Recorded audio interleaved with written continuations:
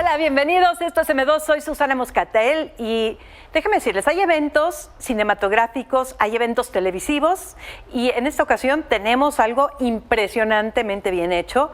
Estoy hablando de Masters of the Air.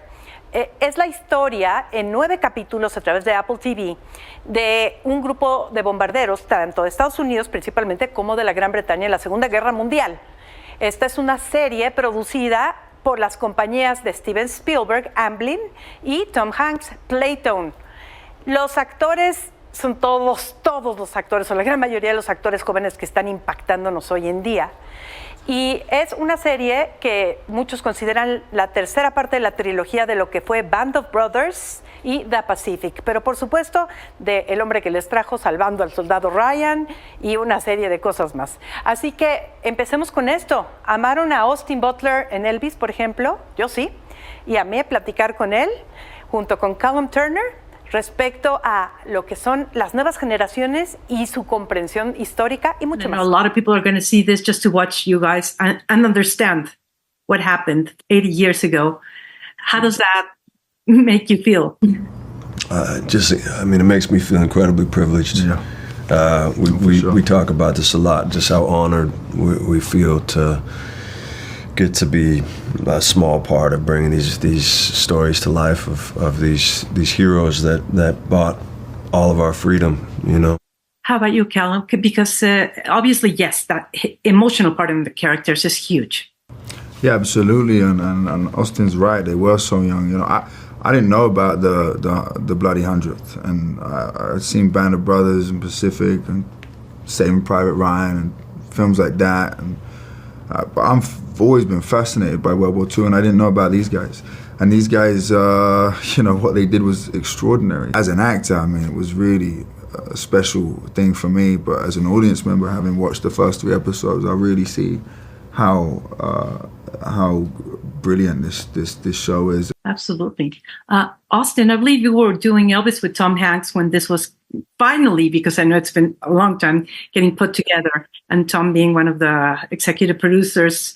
It must be interesting. You're working with a colonel again. Yeah, exactly. Yeah. I mean, it doesn't get much better than getting to work with Tom Hanks. I would do it. I would do it for the rest of my career if I could. About this, the great generation, they used to call it, it would be like my grandparents, your great-great-grandparents.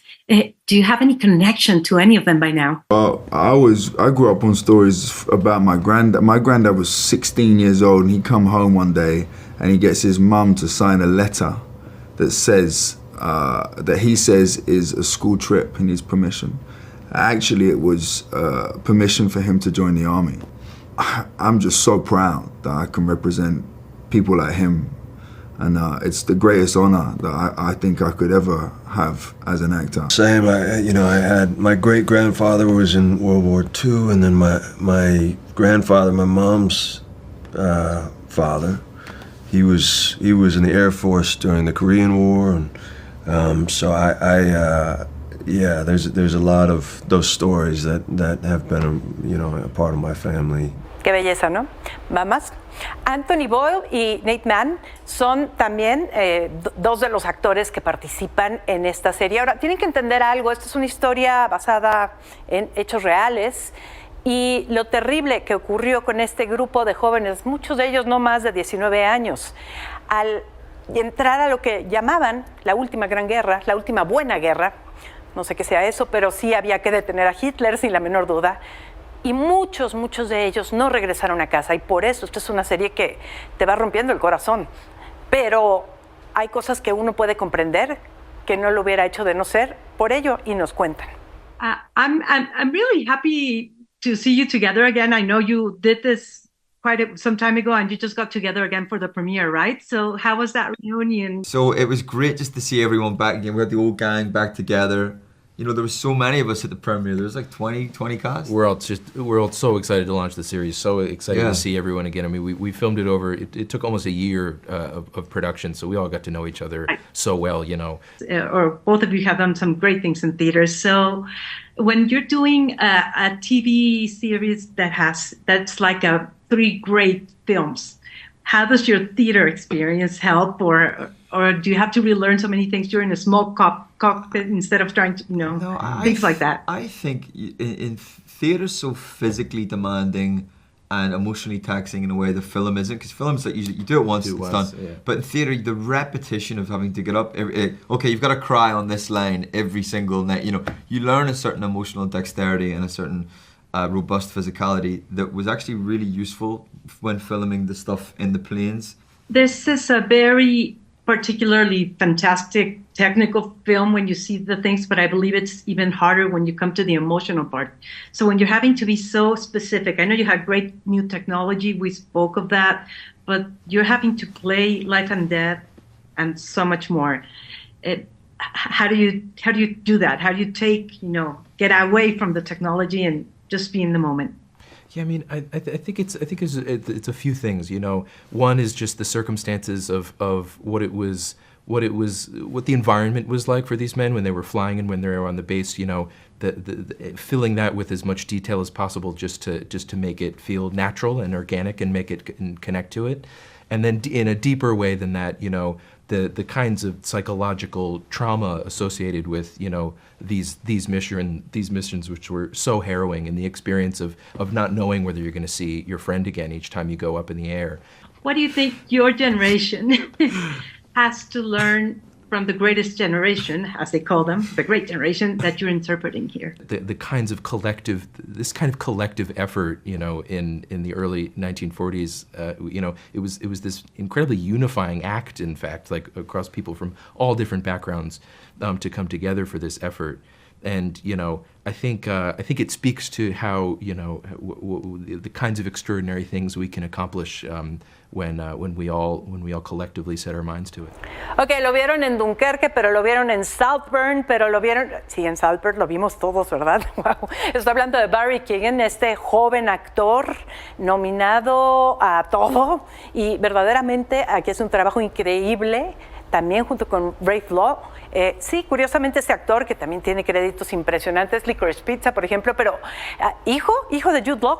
Y tengo que decirles que platicar con ellos me da esperanza a las nuevas generaciones, precisamente por la forma en la que comprenden el tema histórico y su importancia hoy en día. How much do you think your generation has to learn about what they call the great generation, which I believe will be your great-grandparents? Well, I think, it gets across the emotional stories and the impact it had on families. You meet people who had relatives involved, and so I'm still kind of coming to that.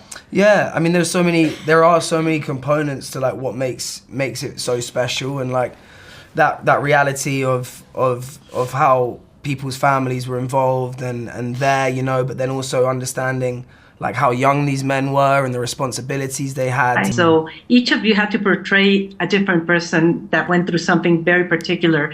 What was it that you take away from that particularly? Also, both of you.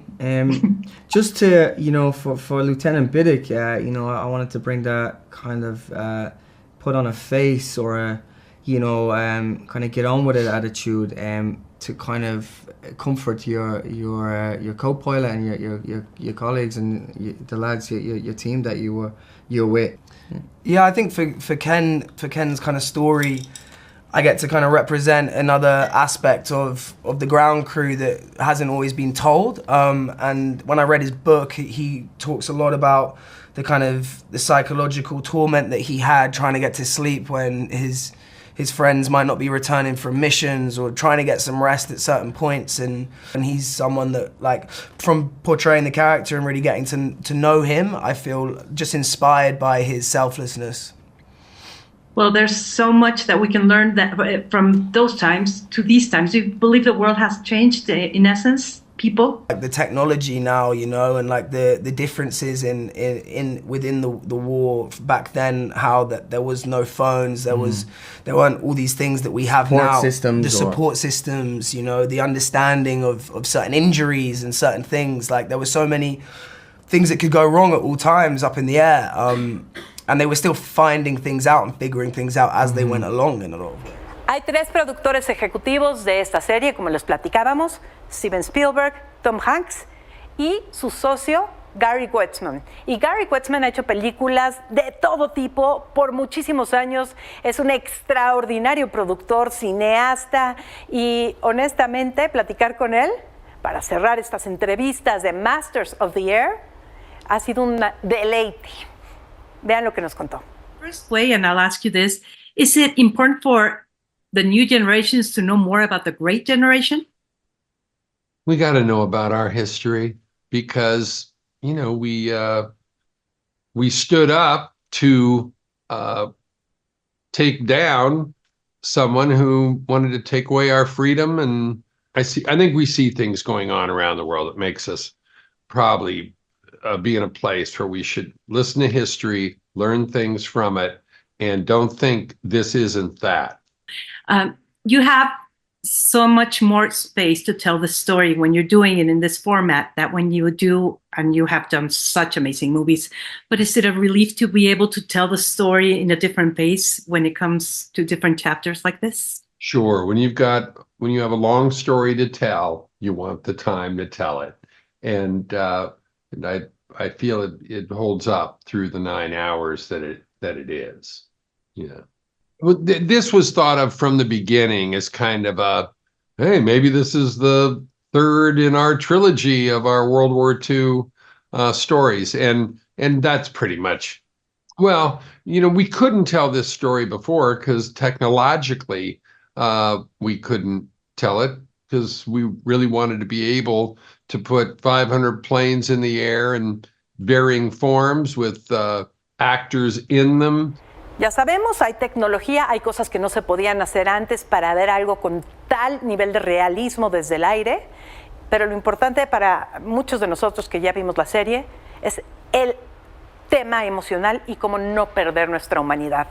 Los primeros capítulos ya se estrenan, ya el 26 de enero, Apple TV, y vamos a estar viendo 9 horas o 9 capítulos de esto que pudo haber sido una gran película épica, pero que ahora es una serie que lo es aún más.